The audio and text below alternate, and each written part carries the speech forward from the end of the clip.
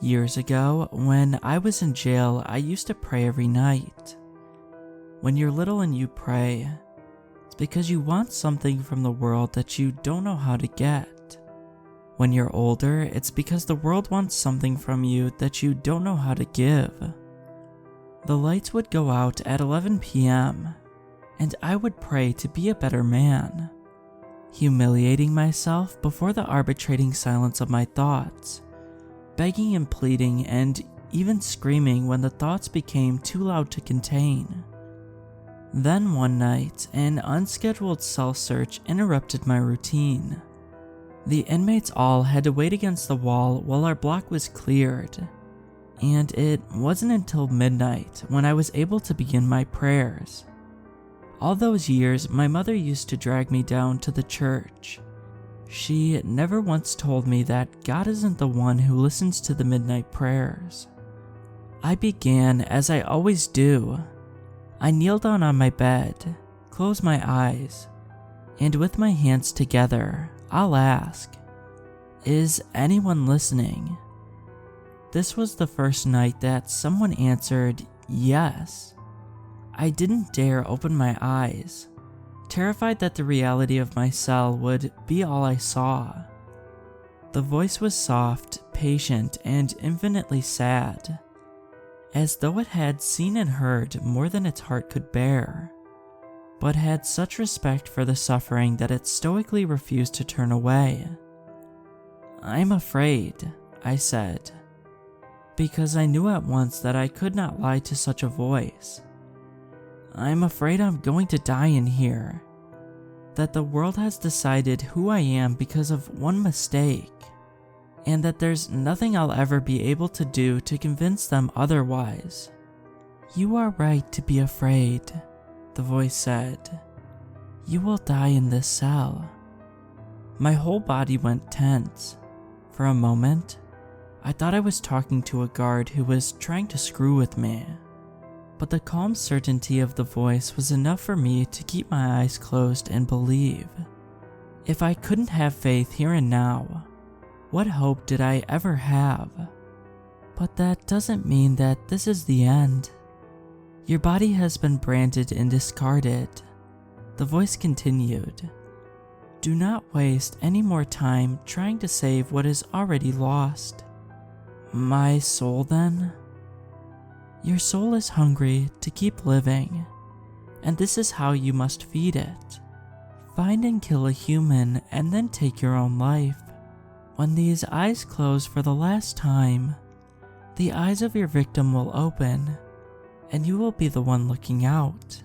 The strain to look at my savior was excruciating, but some instinctual terror forbade me. Either I would look upon some unspeakable abomination and be forced to abandon my hope of a new life, or I'd see some imposter and know it to be a lie. And if I don't like who I've become, I can kill again? I barely breathed the words. Will I become a new person each time? As many as you like, per the present. When you're old and tired, taking a kid will let dance this mad show again. My mind was racing, immediately disgusted but enthralled by the idea. And if I die by chance, if I'm hit by a car or something, and I haven't killed anyone yet, where will I go? That'll be up to me to decide. The voice was smiling now. I don't know how I knew, but I knew. I couldn't take it anymore. If this was some sick joke, then I wanted to know before I betrayed anything more. I opened my eyes and flung myself into a rapid dash against my cell door. There was no one on the other side, no one in the corridor which stretched open before me. The voice did not speak to me again. I have prayed to be a good man, and this is how my prayers were answered. I will become a good man, but I had to find and kill him first. killing another inmate would be pointless. Why start life again in another cell? It had to be a guard, someone with access to the outside, so I could make my way out and then kill again. It took about a week for me to get a metal shiv that would be up to the job. I took my victim in the yard during the bedlam of a gang squabble. He was innocent of everything, but standing next to me when the opportunity arose. And I do not wish to dwell on the incident with any more detail than that. I only had a few seconds before the other guards tackled me, but it was enough to force the shiv into my own heart. As the light bled from me and the pain dissolved into oblivion, I prayed again for forgiveness, but no answer came but the welcoming darkness and the searing white light which rose me in the hospital. I wasn't shackled. There was a woman leaning over my bed, shedding tears of joy that I was alright. Her name was Maria, and she didn't know that she was a widow now. There was a boy who wouldn't stop wailing and laughing. He didn't know that his father had died on that prison yard, or that I had taken his place. Was it a kindness that kept me from telling them the truth? They were so happy that I was alive, that they readily accepted my memory loss. Although I did seem to maintain some of his muscle memories and habits, it started off as guilt that made me unwilling to leave them. But guilt alone could not endure through the years as I have done. You probably wouldn't believe me if I told you I loved them as strongly as they loved me. But waking up with my new wife and staying strong for my boy, I've never been so happy as that. I lived with them for 5 years until I suffered a minor heart attack. I felt like a ticking time bomb after that. The big one could happen any day, and this new life that I had worked so hard for would be replaced by some unspeakable unknown. Giving up this new life was the hardest thing I've ever had to do, but I couldn't take the anxious suspense any longer. It was time to kill again, and again and again. I wouldn't let myself get tied down like that again.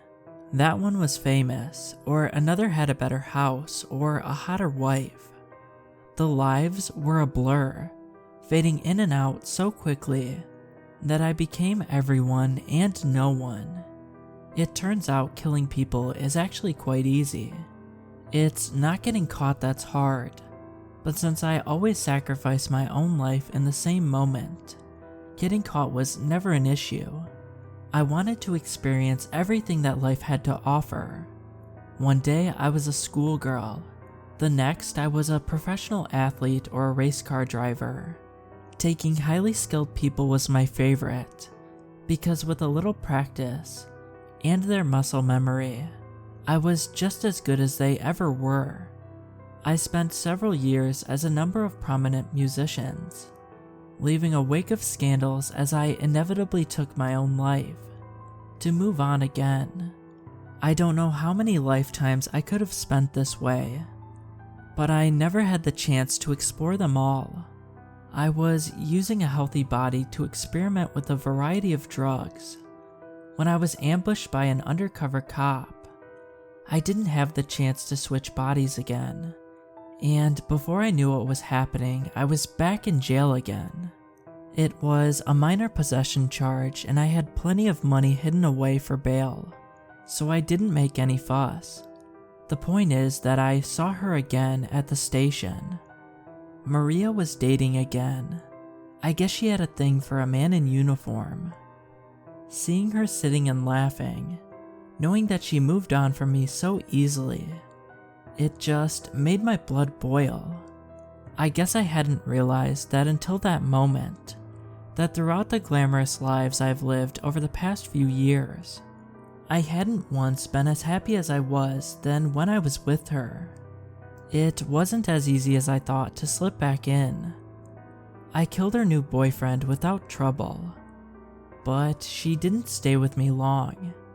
It was as though she noticed the change right away, dumping me almost as soon as I stepped foot in her house.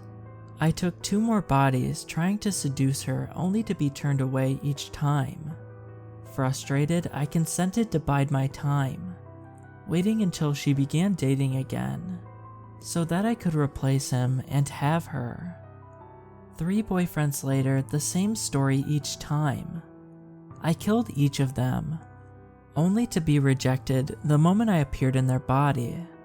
It seemed as though she could sense my presence somehow. But each time she turned me away, I only wanted her more. It didn't help that she was becoming unstable. I hadn't counted on how psychologically devastating it must be to continue dating new people, and yet sense that they are all the same. She practically stopped going outside altogether, and I was going crazy trying to figure out how to reach her. You don't know how much it hurts me to tell you what happened next. This is my confession though, and before God and man and otherwise, I wish my sins to be known. There was one person in her life that Maria would never abandon, and children are always the easiest targets. I caught him leaving school one day. He's been taking the bus since his mom started locking herself in. I was wearing the body of a policeman he'd grown up around, and he had no reason to suspect my intentions when I offered him a ride. I didn't drive him home though. I was taking him out into the woods where there wouldn't be a scene. Trying to get close to Maria through her son might seem strange to you, but after living so many lives, I wasn't encumbered with such artificial distinctions as romantic or maternal love. I wanted to be close to her again. I wanted her to love me, and if she was too broken to love another man, then I was willing to make a compromise on her behalf. "Get out of the car," I ordered the boy who was once my son. "Where are we? I thought we were going home." "Just get out." Those big almond eyes stared at me for a long time. Then he smiled. "Okay, I trust you," he said. "We're going to play a game, okay?" I got out of the car with him. My hand was cramping up from flexing beside my gun. "Okay." "Close your eyes."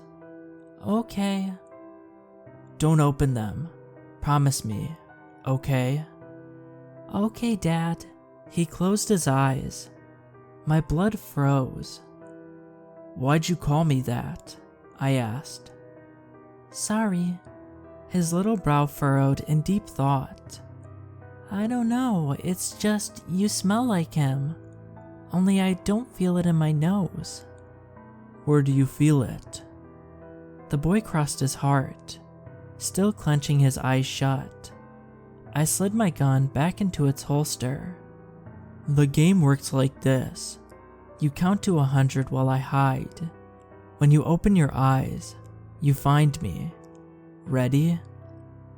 "Ready." When we finished playing, I told him to get back in the car, and we drove back to his home. I didn't go in to see Maria. I just dropped him off and didn't look back. No matter what happens from this moment on, I know this life is going to be my last. I know it doesn't mean much, but for what it's worth, I'm staying on as a cop. I'm going to protect that boy and his mother for the rest of my life. And when chance or old age takes me at last, I'll deserve whatever happens to me next. I have prayed to be a good man, and this is how my prayers are answered.